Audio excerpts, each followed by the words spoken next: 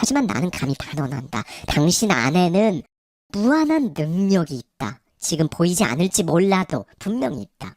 깊은 잠에 빠져 있을 뿐 깨우기만 하면 터질 준비가 되어 있는 그런 확실한 가능성 말이다. 여러분은 성공합니다. 여러분이 그걸 원했기 때문이죠. 안녕하세요. 하와이 대저택입니다. 네, 여러분. 어려운 일일수록 스스로 성공을 믿지 않으면 절대로 해낼 수 없다. 가진 게 없을수록 기술보다는 의지가 결과를 만들어낸다. 네, 제가 정말 여러 번 말씀드렸던 교세라와 일본 항공의 대표였던 경영의 신 이나모리 가즈오의 메시지인데요. 그래서 오늘은요, 이나모리 가즈오의 이나모리 가즈오 부러지지 않는 마음, 이 책 속에 담겨있는 인사이트를 가져와서요, 저자의 시선에 저의 생각까지 더해서 여러분과 함께 생각해보고 싶은 부분들을 말씀드리도록 하겠습니다. 사람은 결국 생각하는 대로 된다. 막연한 희망으로는 안 된다. 잠재의식에까지 스며들 만큼 강렬하고도 끈질긴 열망이 있어야 한다. 그냥 됐으면 좋겠다는 바람만으로는 아무 일도 일어나지 않는다. 어떻게든 해내고 말겠다는 강한 열망이 필요하다. 마음을 태울 만큼 강렬한 욕망, 내면 깊숙이 들끓는 용암 같은 그 집념이 터져 나와야 비로소 불가능처럼 보이던 문제도 단번에 무너진다. 그 시작은 단 하나의 질문이다. 나는 어디로 가고 싶은가? 디테일한 비전으로 이상향을 그려야 한다. 그려낸 이상향을 현실로 끌어오기 위해 구체적인 목표를 설정하고 그 목표를 달성할 정확한 전략을 세우고 그 전략을 머릿속에서 수백 번, 수천 번 돌려봐야 한다. 이건 단순한 상상이 아니다. 시뮬레이션이다. 성공한 미래를 미리 살아보는 것이다. 이걸 계속 반복하다 보면 어느 순간부터 머릿속이 선명해진다. 목표를 이룬 자신의 모습이 보이기 시작한다. 기쁨에 찬 표정, 환호하는 장면, 드디어 해냈다는 감정, 그게 보이기 시작하면 그땐 이미 반을 이룬 것이다. 당신이 만약 리더라면 길을 제시할 수 있어야 한다. 어디로 갈지 명확하고 구체적으로 보여줄 수 있어야 한다. 이상향을 말할 수 없다면 리더가 아니다. 그 미래가 그려지지 않는다면 지금 리더의 자리에 앉아선 안 된다. 여기서 목표는 숫자가 아니다. 매출, 이익, 그건 결과일 뿐이다. 팀의 에너지, 1년 후의 조직의 모습, 장기적인 비전, 문화, 그 모든 게 리더가 그려야 할 방향이다. 리더는 이것들을 머릿속에 그려야 한다. 그리고 행동 가능한 목표로 바꿔야 한다. 만약 목표가 정해졌다면 당신이 고민해야 할 건 방법이다. 물론 전략적 사고는 한 번으로 끝나지 않는다. 이건 역시 계속 끊임없이 끝까지 시뮬레이션해야 한다. 그렇게 반복된 전략은 결국 머릿속에 명확한 결과를 그려내기 시작한다. 이렇게 하면 된다. 이렇게만 하면 반드시 된다. 그 믿음은 확신으로 바뀌고 확신은 에너지로 터져 나온다. 강렬한 열망, 구체적인 목표, 반복된 시뮬레이션. 이 모든 것이 잠재의식에 새겨질 때 그 열망이 당신을 끌고 가는 힘이 되고 결국 당신은 생각하는 대로 살게 된다. 가슴이 막 뜨거워질 정도로 열망하면 그 생각 하나만으로도 인간은 불을 뿜는다. 정말 해내고 싶다는 마음, 어떻게든 이루겠다는 집념, 그것이 인간이 가진 가장 강력한 연료다. 그렇다. 마음은 진동한다. 그 파동은 전염된다. 누군가와 대화를 나눌 때 그 사람의 표정, 말투, 겉모습보다 에너지를 먼저 느낀다. 왜 어떤 사람과 함께 있으면 기분이 좋아지고 또 어떤 사람과 함께 있으면 이유 없이 피곤해질까? 그건 그 사람의 마음의 파동이 흘러나오기 때문이다. 마음이 서로 맞는다는 것도 결국은 에너지의 주파수가 일치한다는 뜻이다. 우리는 모두 생각과 감정으로 진동하는 존재다. 그리고 그 진동은 성공으로든 실패로든 사람을 끌고 간다. 나 역시 그랬다. 머리 좋은 사람들, 논리적이고 박식한 사람들 옆에서 일해봤지만 마지막 벽을 뚫는 건 결국 나의 열망이었다.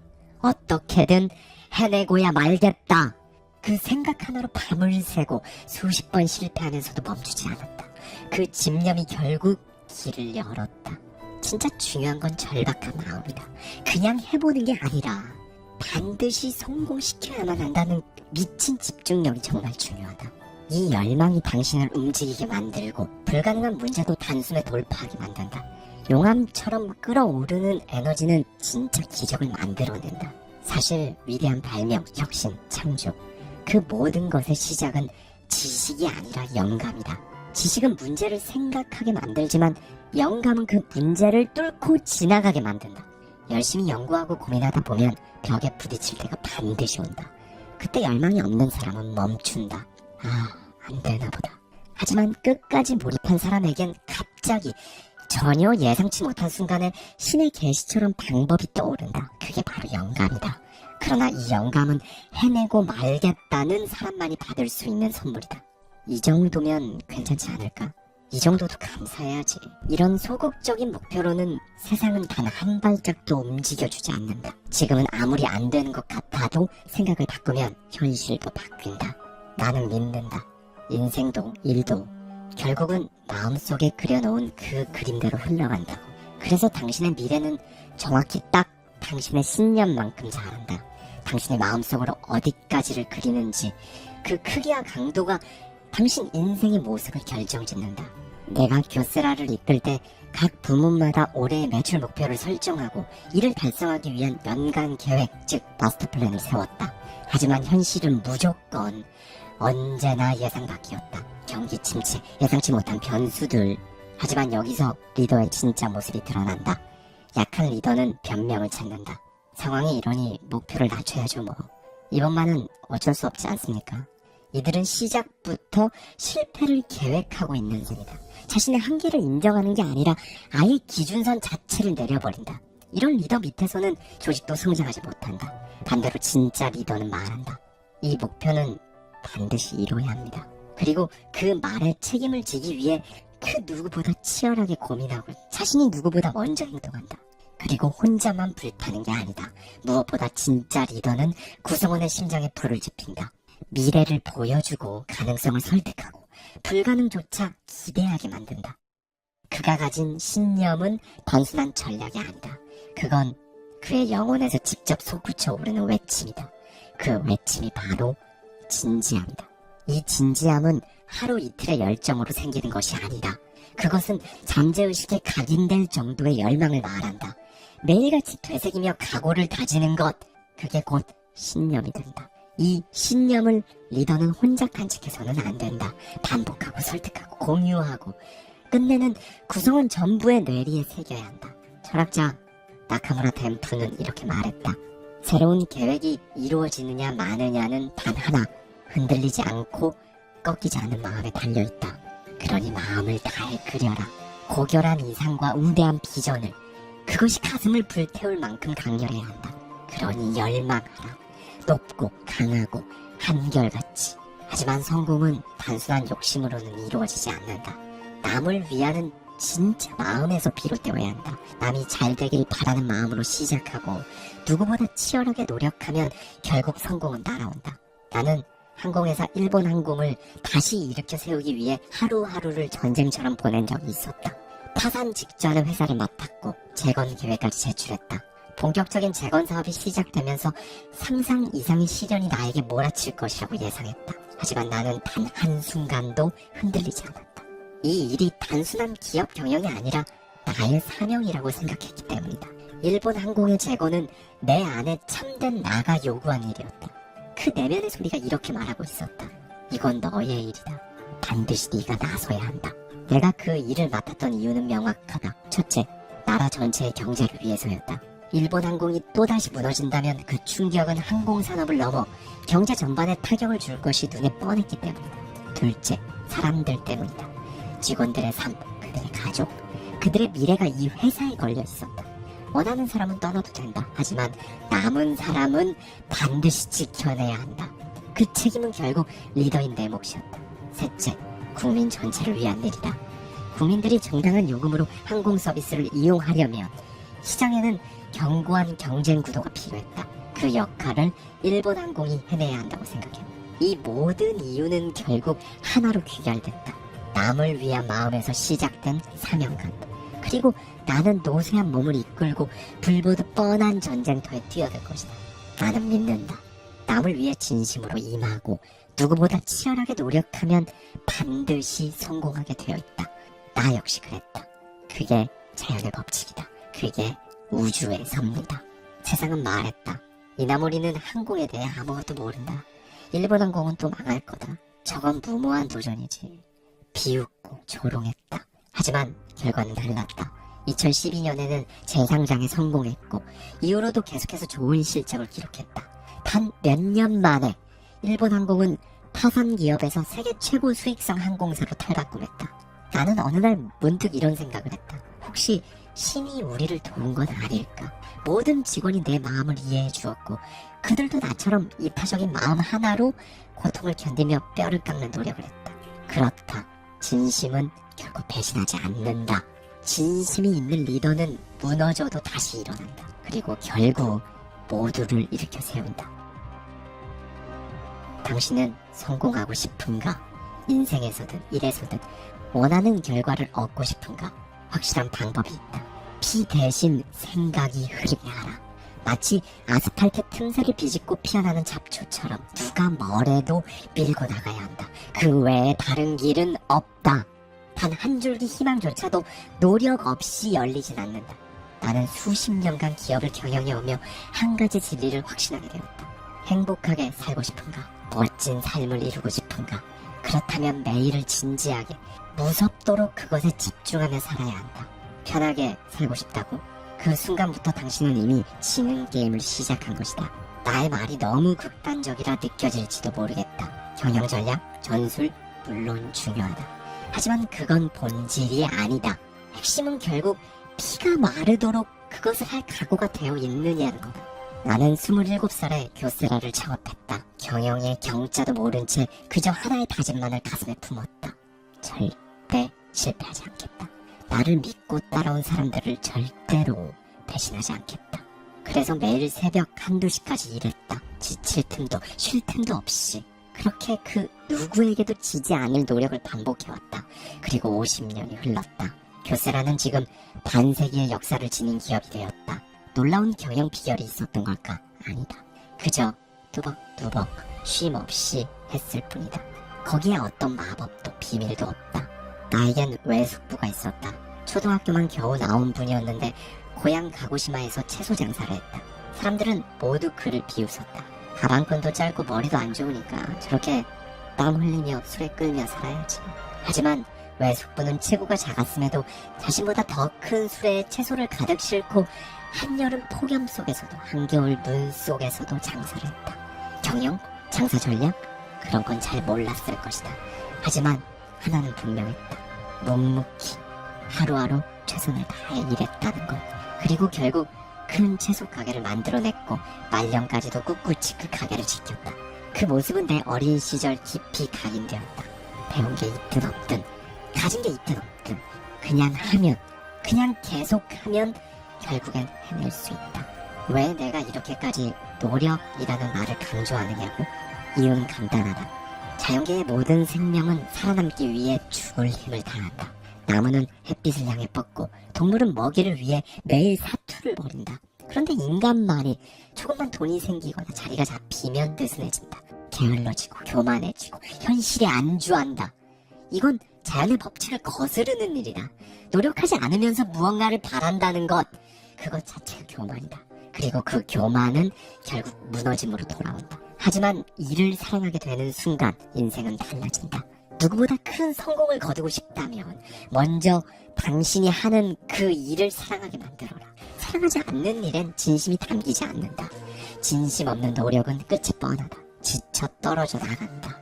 그러니 억지라도 의식적으로라도 일을 사랑하는 연습부터 시작해야 한다. 그 순간부터 당신의 인생은 다른 궤도로 들어섰다.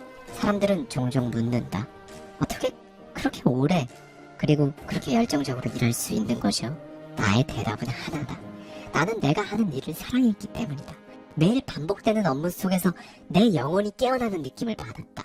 그래서 고통은 고통이 아니었고 희생이 아니라 몰입이었다.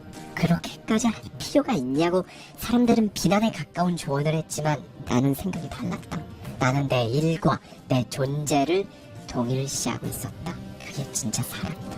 젊은 시절 나는 도자기 회사에 취직했다. 원했던 일도 아니었고 급여도 제때 주지 않는 회사였다. 그때 나는 불만투성이었다. 하지만 깨달았다. 이런 상태론 아무것도 바꿀 수 없겠구나. 그래서 결심했다. 내가 하는 일을 사랑해보기로. 사랑에 빠지면 어떤가?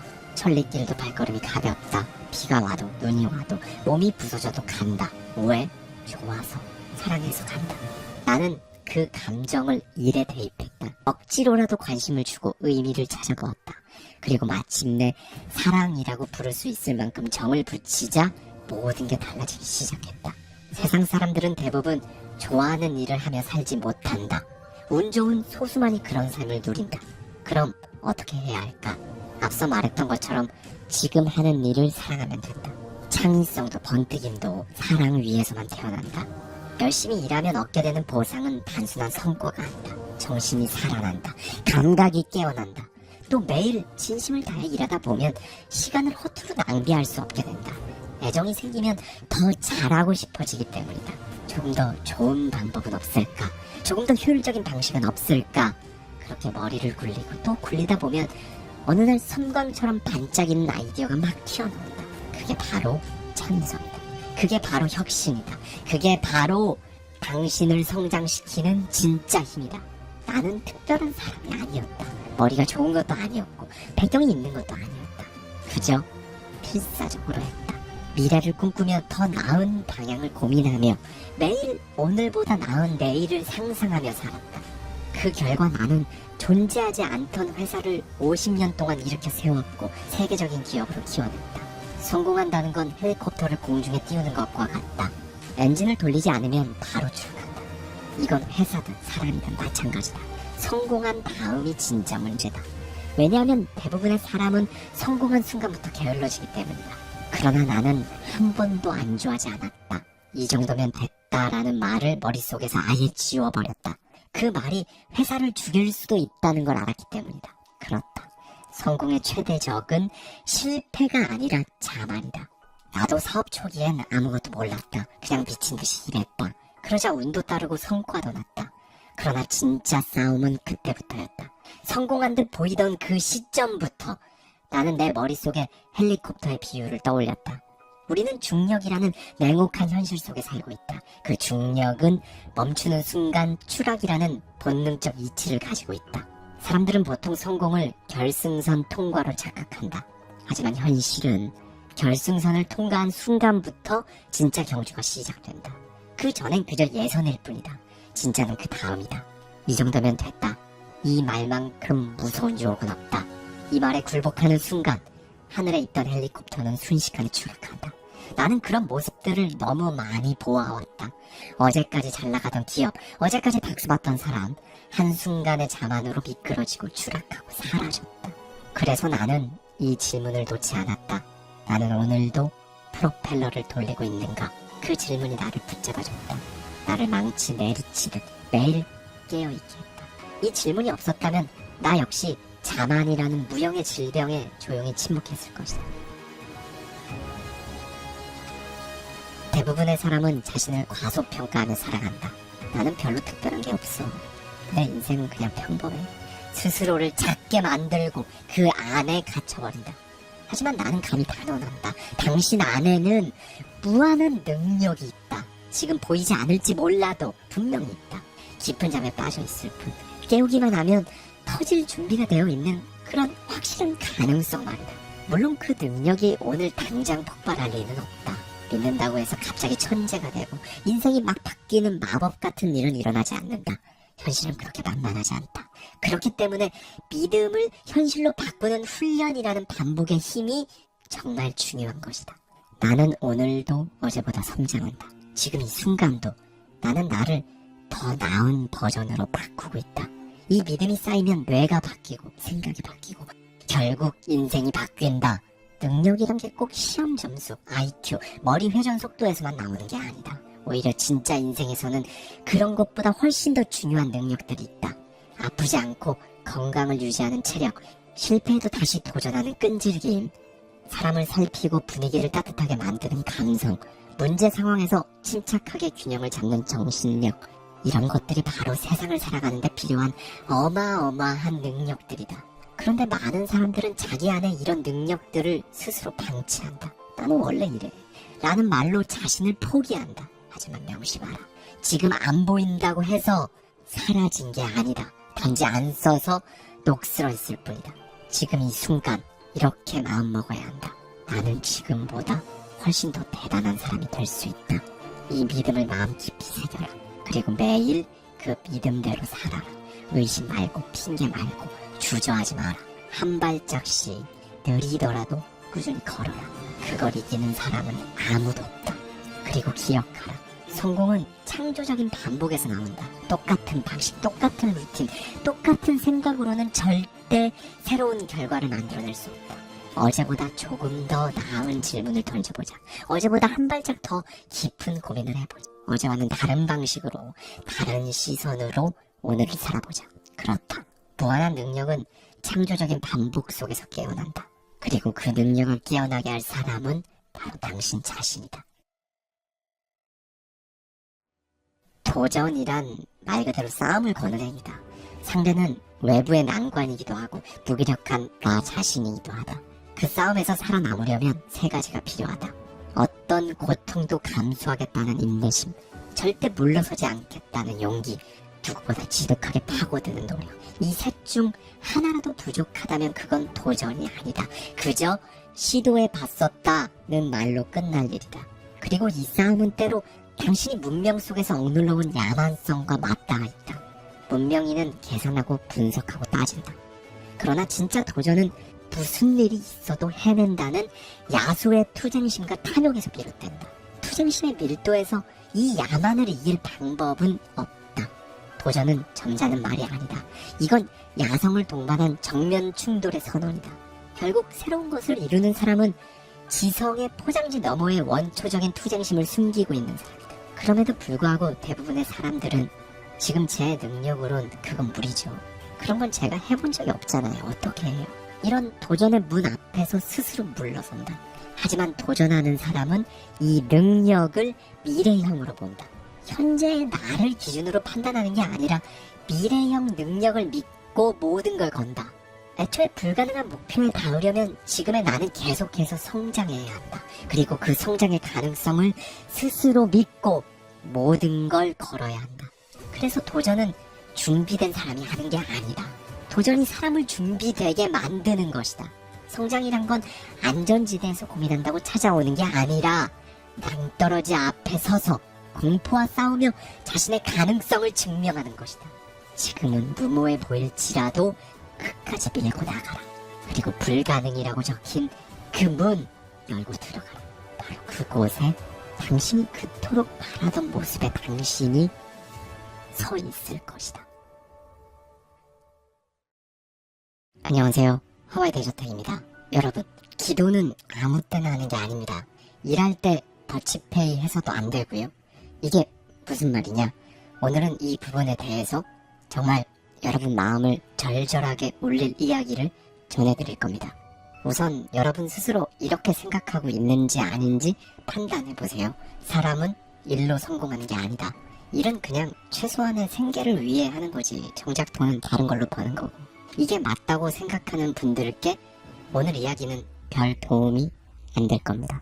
다만 내가 지금 이 일을 왜 하는지, 나는 어떤 일을 하면서 살아야 하는지, 이 부분에 대해 살면서 정말 한 번이라도 고민해 보신 분들이라면요. 아니, 그보다 인생을 좀 지금하고 다른 수준으로 바꾸고 싶은 분이라면 오늘 이 메시지는 정말 몇 번이고 들으셔도 좋습니다. 부를 이루는 방식에는 여러 가지가 있죠. 그런데 세상에 어떤 신박한 투자 비법이 있건, 설령 여러분이 투자의 귀재건 그런 거 상관없이요. 사람은 우선 일로 성공할 줄 알아야 단단한 부를 쌓습니다. 아니, 무슨 꼰대 같은 소리를 하고 앉아있어 라는 생각이 드는 분들께도 마찬가지로 오늘 영상은 추천하지 않습니다. 오늘 함께할 책, 세계적인 기업 교세라의 창업자이자 일본 항공의 CEO였던 고 이나모리 가즈오의 왜 일하는가에 담겨있는 인사이트를 가져와서요. 여러분들과 함께 생각해보고 싶은 부분을 말씀드리고자 합니다. 차가운 밤 공기를 마시며 회사 건물을 빠져나갈 때면 간신히 붙잡고 있던 마음속 둑이 한꺼번에 무너지는 기분이 들었다. 내 것이 아니고 앞으로도 내 것이 아닐 이름 없는 일들에 휩싸여 오늘도 수없이 나를 지우고 또 지웠다. 그저 하루를 최선을 다해 살아냈을 뿐인데 어쩌다 내 삶은 밑빠진 독처럼 텅 비어버린 걸까? 하지만 나는 안다. 다음날 피곤한 몸을 간신히 일으키고 나면 내 삶은 다시 0으로 돌아갈 것이고 언제 끝날지 모를 일터가 두 눈을 뜬 채 기다리고 있다는 사실을. 60여 년 전 부도 직전에 지방 중소기업에 입사한 한 청년도 똑같은 고민에 휩싸였다. 중학교 입학시험도 2번이나 낙방했다. 그래, 그땐 사경을 헤맬 정도로 결핵을 앓았지. 수업을 듣지 못한 날들이 들은 날보다 많았는데 나로서 어쩔 수냐. 딱 10년 전 나는 절망했고 암울했지. 돈이 없어 꿈꾸는 것도 눈치를 보던 시절. 그렇게 여기까지 왔어. 그래서 지금은 생각이란 걸 하기 시작한 이후 마음이 엉망진창이 아닌 날이 있긴 할까. 당시 나는 어떻게든 들어간 공대를 끝마치고 어떻게든 서둘러 직장을 구해 가족을 먹여 살려야 했다. 엉망진창인 마음을 누르고 도서관에 박혀 책만 들여다보고 있는 나의 모습에 친구들은 하나같이 이 정성을 대기업이 안 알아봐주면 국가의 큰 낭비다라고 할 정도였다. 그래서 대기업에 들어갔냐고? 그랬으면 지금의 나는 없다.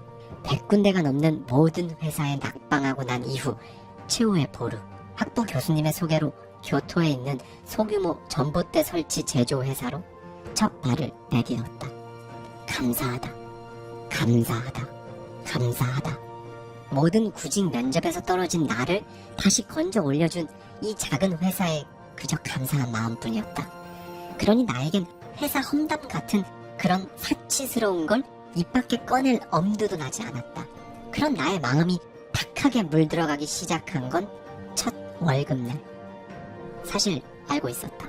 내일 당장 망해도 전혀 이상할 것이 없는 심각한 적자 상태의 회사란 걸. 고대하던 첫 월급에 대한 환상이 무기한 연장되는 악몽으로 바뀌자 곧바로 내 마음의 색이 변해버리는 걸 나조차도 막을 수 없었다. 오고 싶었던 회사도 아니고 그렇다고 마음 편히 다닐 회사도 아니야. 모조리 실패로 점철된 인생이 어쩐지 가여웠다. 회사 동료들은 모였다 하면 의뢰, 회사에 대한 불평불만을 쏟아냈고 그걸 듣고 있느라면 회사가 나한테 이만큼 버틴 걸 고마워해야 하는 거 아닌가? 라는 생각까지 들었다. 동료들이 제각기 발빠르고 영리하게 제 살 길을 찾아 회사를 떠날 채비를 하던 중 더 이상의 구직 활동에 의미가 없다고 판단한 나는 결국 군 간부 후보생을 뽑는 학교에 지원하여 덜컥 합격해버렸다. 입학 절차를 밟기 위해 호적 초본을 제출하라는 지시에 곧바로 본가에 전화를 넣어 상황을 설명했는데 회사 관두고 군으로 들어가 안정적으로 살아야겠습니다. 월급이 나오지 않아요. 호적 초본을 보내주세요. 한참을 말이 없던 부모님. 아니 그런데 본가로부터 도착해야 할 서류가 도무지 도착할 기미를 보이지 않았다. 당신은 전화가 귀한 터라 몇 번이고 전보를 넣어봤으나 깜깜무소식. 아직은 회사를 다니고 있기에 하루 이틀 만에 본가를 다녀올 수 있는 거리도 아니었다. 결국 서류 미비로 입학이 취소되고 본가로부터 받은 메시지는 충격적이었다. 어딜 교수님이 소개한 회사를 1년도 안 다니고 나오려고. 그런 생각은 하지도 마라. 놀랍게도 결과적으로 동료 중 나 혼자만 망해가는 회사에 남게 되었다. 홀로 몹쓸 곳에 남겨져 제자리 걸음하고 있다는 사실에 매 순간 마음이 무너졌다. 달리 갈 곳도 없었다.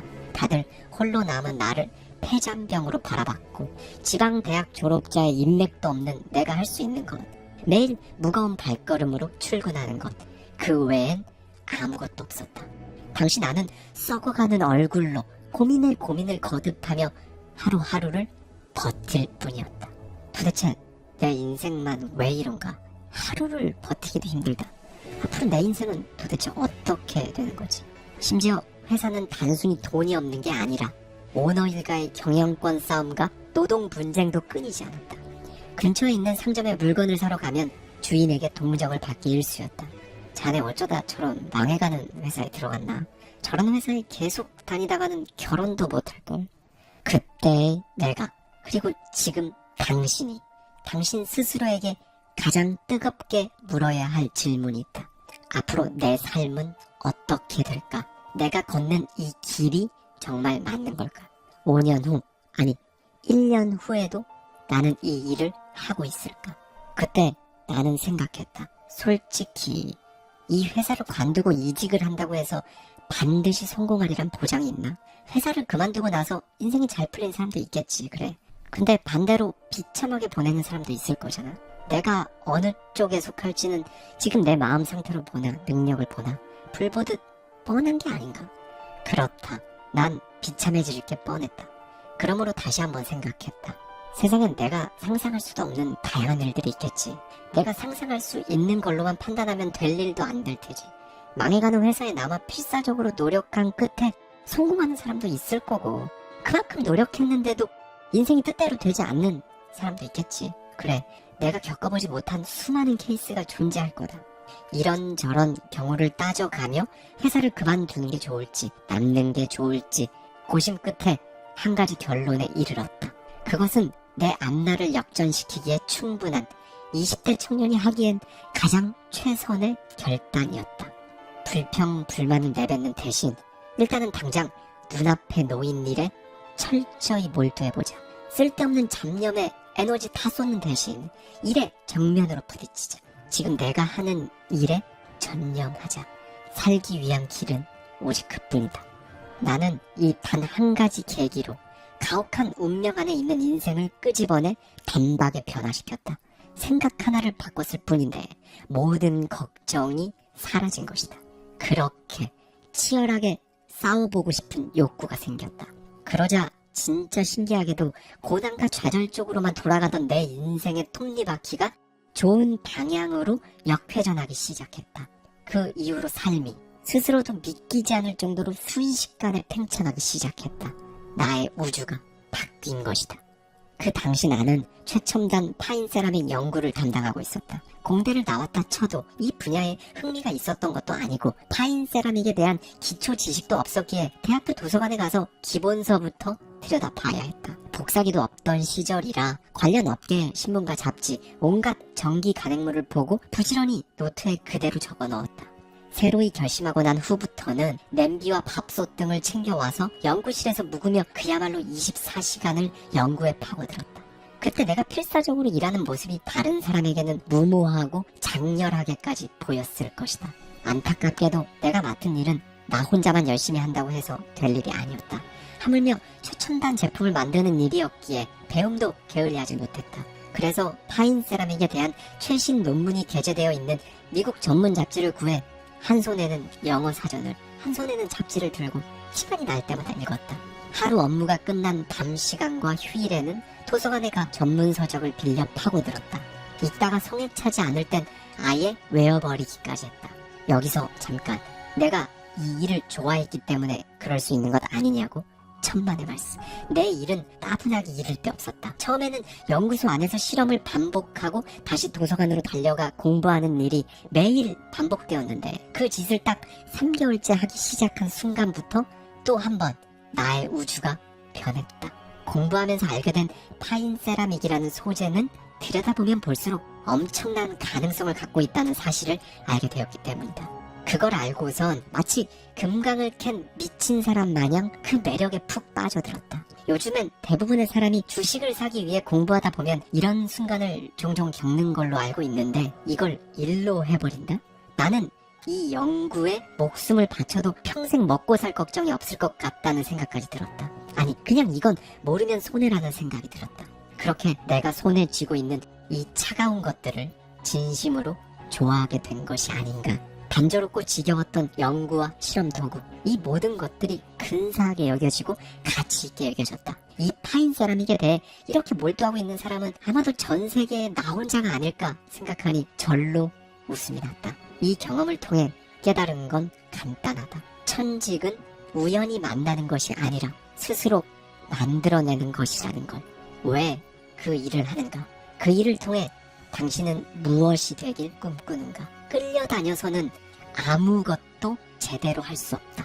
일도, 그리고 인생도. 지금 바로 당신에게 이것들을 뜨겁게 물어라. 정말로 뜨겁게 묻는 거다. 왜 일하는가? 그 일을 통해 당신은 무엇이 되길 꿈꾸는가? 어쩌면 우리는 이 질문을 너무 늦게 만난 것은 아닐까. 일을 하는 사람이라면 누구나 한 번은 이 질문에 답해야 한다. 너무 많은 사람들이 마치 일은 고통으로 가득 차 있어서 피해야 할 행위라 여긴다. 그렇게 일은 최대한 짧은 시간 안에 끝내고 보수는 최대한 많이 받는 게 좋다는 노동관이 생겼다. 그런데 애석하게도 사람은 일생을 살아가는 동안 일을 하는데 가장 많은 시간을 쓴다. 시간은 엄청 쓰는데 일에 대한 부정적 인식이 더해져 요즘에는 일하는 의미와 그 목적을 잃은 채 하루하루 버티는 이들이 너무도 많다. 일에 대한 자신만의 가치관을 세우기도 전에 부정적인 인식에 끌려다니는 게 맞을까? 정말로 일에 미쳐 사는 게 안 좋은 삶일까? 아니, 애초에 이렇게나 많은 시간을 쓰면서 그 모든 시간을 마치 원죄를 갚는 시간처럼 취급하는 게 맞는 건지, 그게 인간의 삶이 맞는 건지 묻고 싶다. 내가 성공할 수 있었던 이유는 남들이 당연하다고 여기는 것들이 내 인생에 들어맞지 않고 뭔가 계속 불편한데, 이왕이면 즐겁고 행복하게 살고 싶은데 그냥 남들처럼 이렇게 생각하며 사는 게 맞나? 라는 질문에서 시작되었다. 그래서 나는 그냥 일에 미쳐보기로 한 것이다. 미치도록 좋아해보려고 한 것이다. 그러므로 지금 이 이야기는 진짜 제대로 살아보기 위해 미치도록 살아가는 사람들을 위한 이야기다. 모든 사람들이 인생의 중요한 출발을 좋아하지 않는 일로 시작한다. 바로 이 시점부터 스스로를 비하하고 눈에 보이지도 않는 잠재력을 의심하며 인생을 소비한다. 여기서 마음에 고쳐먹음 없이 자신이 좋아하는 일만 찾는 건 손에 잡히지 않는 파랑새를 쫓는 것과 같다. 아무튼 손에 잡히지 않는 파랑새를 보내주고 손에 잡히는 것부터 끝장을 내고자 몰두한 결과 신기한 일이 벌어졌다. 신입의 소꿉장난 같던 연구에서 잇따라 좋은 실험 결과가 나온 것이다. 그렇게 내 인생 최초의 가장 큰 성공이 찾아왔다. 내 행보를 보며 혀를 끌끌 찼던 회사 사람들이 어느새 내가 하는 일에 주목하기 시작했다. 당시 나는 텔레비전 보급에 발맞춘 새로운 재료를 연구 개발하는 일에 매진하고 있었는데, 이 재료를 성공적으로 만들고 있는 회사는 미국의 제너럴 일렉트릭 뿐이었다. 우리같이 작은 회사가 어떻게 이런 재료를 생각하겠지만, 나는 그때 매일 도대체 어떤 물질을 사용해야 이 문제를 해결할 수 있을지 고민하느라 여념이 없었다. 그러던 중 실험실을 걷고 있는데 무언가 발에 걸려 미끄러질 뻔했다. 발밑을 보니 왁스에 신발이 붙어 있었다. 어느 정도 연차가 된 시점이라 대체 누가 여기에 왁스를 흘렸냐며 소리를 지르려던 찰나에 이거다. 번뜩 아이디어가 떠올랐다. 바로 그 자리에서 냄비에 왁스를 넣어 열을 가해 잘 저어 섞은 뒤 틀에 넣어 성형을 해버렸다. 놀랍게도 완벽한 형태로 모양이 만들어진 게 아닌가. 숱하게 고민하던 문제가 단박에 해결되며 그 엄청난 기업 제너럴 일렉트릭과 더불어 내가 속한 회사가 유일하게 이 새로운 재료의 합성에 성공한 회사로 등극했다. 지금 돌이켜봐도 신의 계시라고밖에 생각할 수 없는 일이었다. 필사적으로 그것에 몰두하여 고민에 쌓여있던 내 모습이 가여워 하늘이 지혜를 내려주었다는 것 밖에는 그 상황을 달리 표현할 길이 없다. 당신에게 해주고 싶은 이야기는 지금부터다. 지금의 교세라를 창업한 지 10년도 지나지 않았을 때 세계적인 컴퓨터 제조회사 IBM으로부터 기존보다 성능이 월등히 높은 파인 세라믹 부품 제작을 주문받을 당시였다. 경쟁사들은 하나같이 불가능하다며 고개를 내저은 반면 그때 우리가 충분히 몰입한다면 그 일을 해낼 수 있을 거라는 확신이 들었다. 갖은 고생을 다해 개발을 거듭한 끝에 요구받은 대로 20만 개의 제품을 보냈다. 감격의 순간도 잠시 20만 개 제품 모두가 불량이라는 도장이 찍힌 채 되돌아왔고, 이미 모든 걸 불태우고 전의를 상실한 직원들이 더 이상은 무리라며 백기를 들었다. 그런 차가운 분위기는 곧바로 사내를 잠식시켰고, 나 역시 힘들고 맥이 빠져 있는 시점이라 그간 밤새워 고생한 직원들을 일찍 퇴근시키고 홀로 회사에 남아 컴컴한 사무실을 둘러보던 때였다. 어디선가 흐느끼는 소리가 들려왔다. 너무 속상해요. 너무 속상합니다, 사장님. 한 젊은 기술자가 꼼짝도 하지 않고 선체로 눈물을 뚝 흘리는 게 아닌가. 조심스럽게 곁으로 다가가자 그는 어깨를 떨며 소매로 눈가를 훔쳤다. 아무리 노력해도 원하는 제품이 나오지 않고 온갖 방책을 다 써봐도 소용이 없자 허탈감에 감정이 북받친 그의 모습에 도리어 나까지 마음이 쓰라렸다. 수고했으니 오늘 밤은 이만 돌아가지. 어깨를 다독이고 이만 가도 괜찮다고 위로해 보았으나 그는 귀가하지 않았다. 그런 그에게 물었다. 자네 제품을 만들며 하늘에 간절히 기도를 드려보았나? 네? 부품이 만들어지는 순간순간 잘 만들어지게 해주세요 라고 간절하게 빌어본 적 있냐는 말일세. 이 말에 그의 눈이 동그래졌다. 잠시 말이 없던 그는 이내 눈빛을 바꿔 이렇게 대답했다. 알겠습니다, 사장님. 다시 한번 해보겠습니다. 아마도. 그때 그 직원은 내가 한 말의 의미를 제대로 이해했던 것 같다. 사실 그때 나와 기술자의 대화를 당신이 엿들었다면 정신이 어떻게 된 게 아닐까 생각했을지도 모른다. 과학을 다루는 기술자에게 하늘에 빌어보라니. 그런데 이 빌어볼 자격은 아무에게나 주어지지 않는다. 사람이 진짜 자기가 할 수 있는 최선의 노력을 다한 뒤 이제는 진짜 하늘의 천명을 기다리는 방법밖에 없다고 자신할 만큼 모든 힘을 쏟아내 본 자만이 빌어볼 자격이 있다는 것을 당신은 알고 있는가? 그러므로 당신이 가진 모든 힘을 쏟아냈는가? 몸이 부서질 정도로 자신이 하는 일 하나하나에 영혼이 스며들게 해보았는가? 이제 남은 건 정말 하늘이 도와주는 길 뿐이라고 이 생각이 들 만큼 해보았냐는 질문이다. 그 덕분일까? 그 다음날부터 그를 포함한 개발팀 직원들은 기술적으로 잘 풀리지 않았던 문제들을 점차 해결해 나가기 시작했다. 그렇게 다시 한번 제품을 IBM에 보내 평가를 요청했다. 20만 개의 제품을 모두 되돌려 보냈던 담당자들의 표정이 순식간에 달라진 순간이었다. 그들은 이런 제품을 만들어냈다는 사실에 놀란 기색이 역력했다. 우리 제품을 들여다본 IBM 임원은 그 자리에서 2천만 개라는 수량을 주문했고 순식간에 회사를 둘러싼 그 모든 것들이 팽창해서 상상 못할 위치로 우리를 올려놓았다. 지금 당신이 하는 모든 일을 앞에 두고 돈을 받고 내가 나를 보여줄 수 있는 기회를 얻었다고 생각을 바꿔보라. 미용사는 가위질로, 요리사는 요리로 해야 해서 하는 게 아니라 유일한 내 수단이라는 마음으로. 물질은 불에 가까이 되면 타는 가연성 물질, 불에 가까이 돼도 타지 않는 불연성 물질, 스스로도 잘 타는 자연성 물질이 있다. 사람도 마찬가지다. 가연성 인간은 주변 사람들의 영향을 받아야만 행동하고 불연성 인간은 좀처럼 타지 않을 뿐 아니라 다른 사람의 불씨까지 꺼버린다. 반면 자연성 인간은 스스로 타올라 행동으로 옮긴다. 어떤 일이든 그 일을 끝까지 해내려면 스스로 타오르는 사람이 되어야 한다. 스스로 타오르는 사람이 되기 위해선 하고 있는 일을 좋아하는 동시에 자신이 왜 그 일을 하는지 명백한 목표를 지니고 있어야 한다. 그러나 조직 생활을 하다 보면 이건 나랑 상관없는 일이야 라며 타오를 생각도 하지 않고 하는 것 자체를 거부하는 이들도 있다.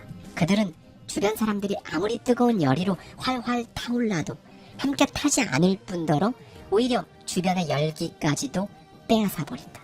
이런 얼음 같은 사람을 만나면 의욕이 충만한 사람들도 곤란한 상황에 빠진다. 기업이든 스포츠든 그게 무슨 팀이든 열의가 얼어붙은 사람이 한 명이라도 있으면 그 한 사람 때문에 전체 분위기가 가라앉는다. 불연성 인간은 언제나 어렵거나 힘든 일을 귀찮아하며 아무 탈 없이 편하게 지내기만을 바란다.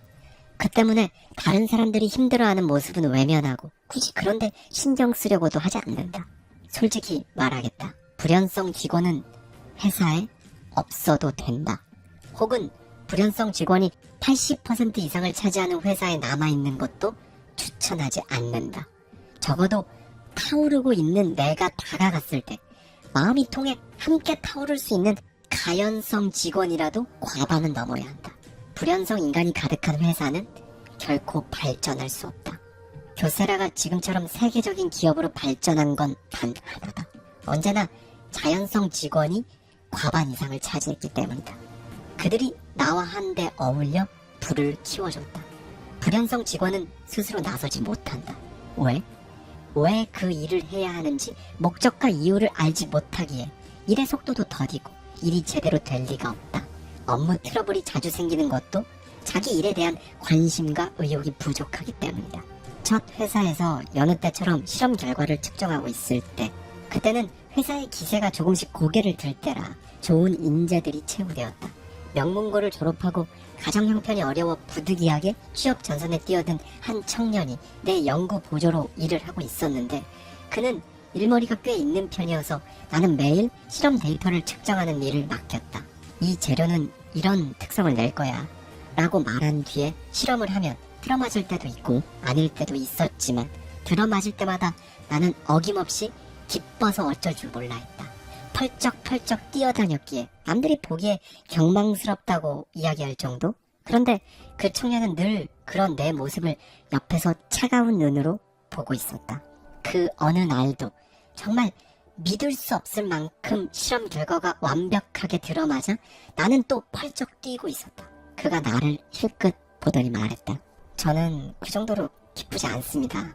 이미 그럴 것이라 예측하고 실험했는데 그게 그렇게 좋아할 일인가요? 당연한 결과죠. 함께 기뻐해 드리기 어렵습니다. 그 말을 듣고 등골이 서늘해졌다. 그의 말은 충분히 이성적이었지만 삶의 어떤 것에도 기쁨을 못 찾는 이 친구에게 이야기해주고 싶은 건 따로 있었다. 자네 말이 무슨 의미인지 충분히 안다마는 소소한 일에 기쁨을 느끼고 감동을 할 줄 아는 것이야말로 세상에서 가장 멋진 일이지. 단조롭고 반복적인 우리의 연구를 지치지 않고 계속해 나가려면 좋은 결과가 나왔을 때는 있는 그대로 기뻐할 줄 알아야 해. 특히 연구비도 적고 아무도 알아주지도 않는 일을 하는 회사에서 아무도 알아주지 않는 일을 할 때는 내가 만들어낸 기쁨과 감동이 새로운 에너지를 주는 법이니까. 자네가 아무리 나한테 그런 말을 해도 나는 계속 작은 성공을 기뻐하면서 내 일에 매진해야 할 것 같은데. 아쉽게도 내 말은 그에게 가닿지 않았다. 결국 청년은 2년 후 조용히 회사를 그만두었고, 나는 그런 그가 부디 무언가 가려진 감동하는 마음을 찾아오길 바라는 마음뿐이었다. 알아서 감동할 줄 아는 사람이 결국 자연적으로 타오르는 사람이다. 그는 스스로 일을 찾아 나선다. 그를 보는 사람들이 덩달아 신이 날 정도다. 맡은 일을 누구보다 좋아하고 이루고자 하는 책임감도 대단하다. 설령 일이 뜻대로 되지 않더라도 결코 불평불만하지 않는다. 사실 불평불만을 할 틈이 없다. 감동을 받을 다른 방안을 모색해야 하기 때문에 그런 시간이 있으랴.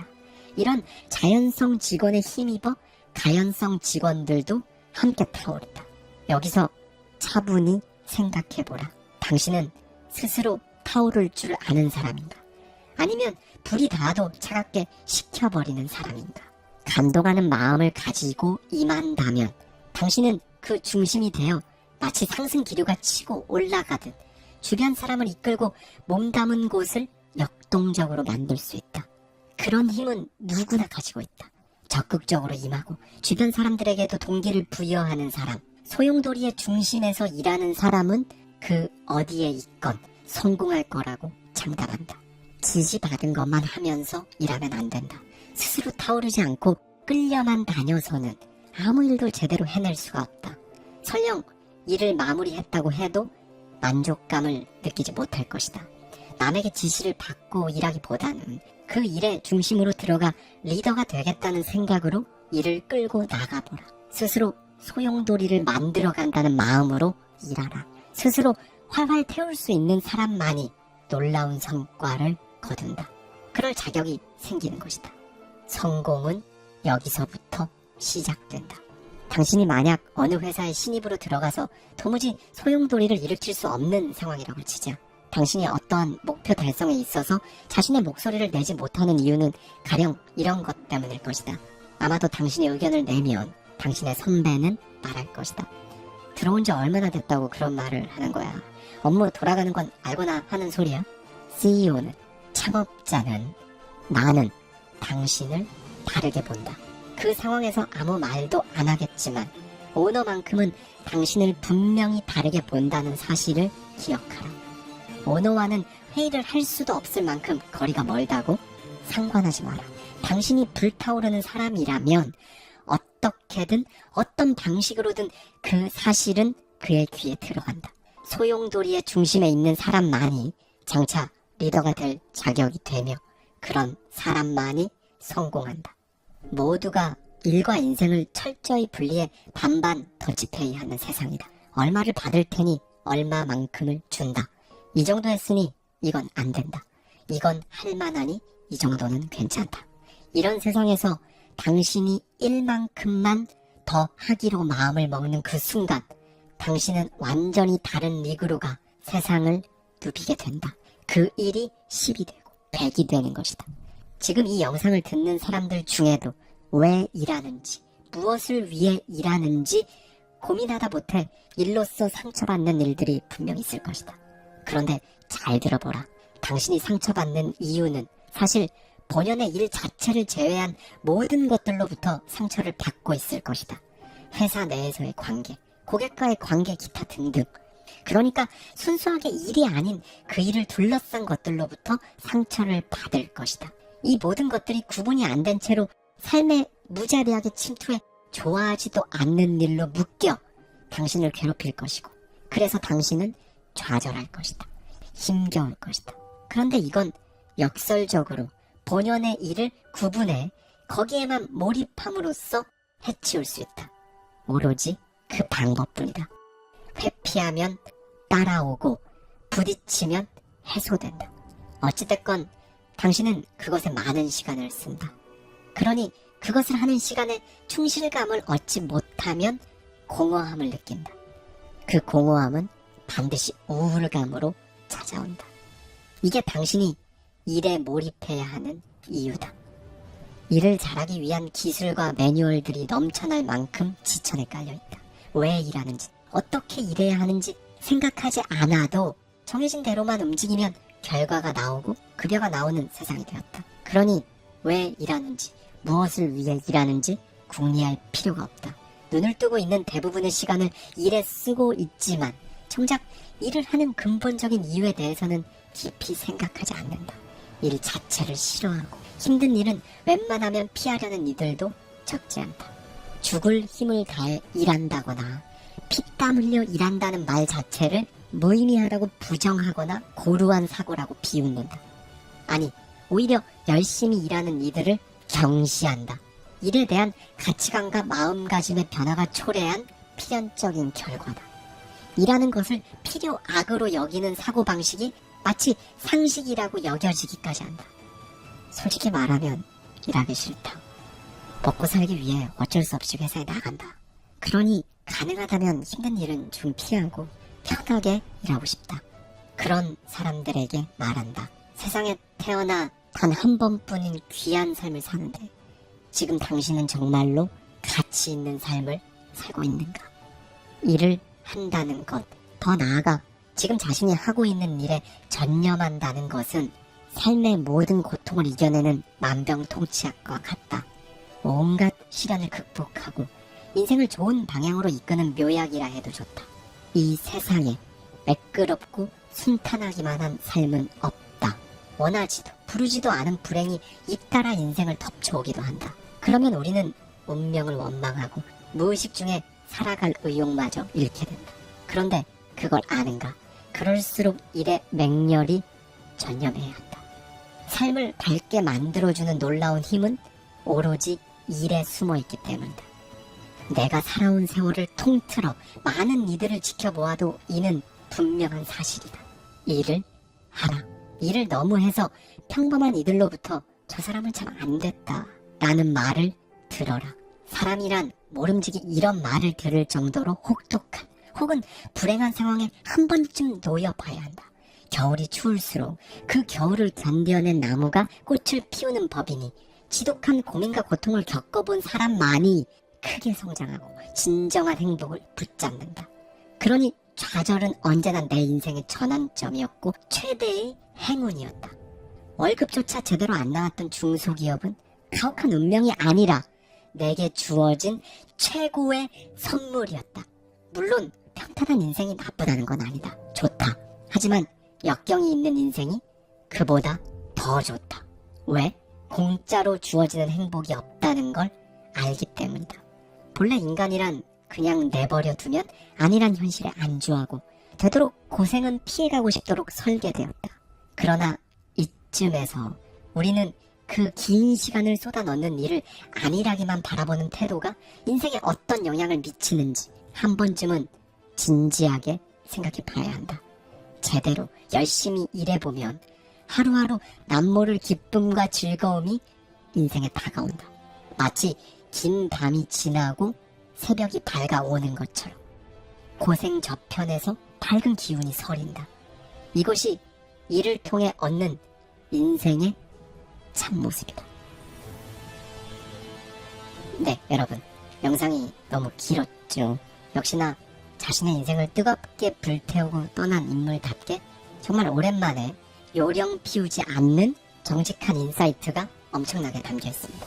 요즘은 그릿이라는 뭔가 세련된 단어로 표현이 되니까 소위 절실하고 조금은 처절한 마음을 불러일으키는 게 조금씩 더 어려워지는 느낌이죠. 그래서 이번 주는 이 이나모리 가즈오의 메시지들을 해부하는 수준으로 들여다보고자 합니다. 오늘 들으신 내용은 총 3부작 중에 1부예요. 이 책의 저자는 그렇게 망해가는 중소기업 엔지니어 출신으로 시작해서 27살에 자본금 3천만 원으로 교토 세라믹을 창업해요. 이후 연매출 16조 원, 직원 수 7만 명 규모의 글로벌 기업으로 성장했습니다. 그가 전하는 이 일에 대한 집념은요, 사실 성공을 원한다면 영업직이든 말단 사원이든 어떤 분야든 상관없이 사실 당연히 들어야 할 이야기라고 저는 생각합니다. 오늘 이 긴 내용의 영상을 끝까지 들으신 여러분이라면요, 오늘 메시지가 어떤 무게로 어떤 의미를 전달하는지 아실 거예요. 오늘 하루 딱 10분만 시간이 내서요, 지금 나는 제대로 가고 있는지 온전히 한번 생각해 볼 수 있는 하루가 되시길 바라겠습니다. 감사합니다. 지금까지 하와이 데저테이였습니다.